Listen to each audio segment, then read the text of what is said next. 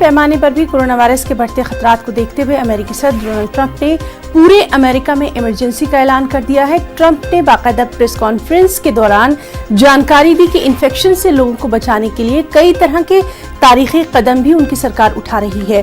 Donald Trump ने corona virus से निपटने के लिए $50 अरब के फंड का भी ऐलान किया है।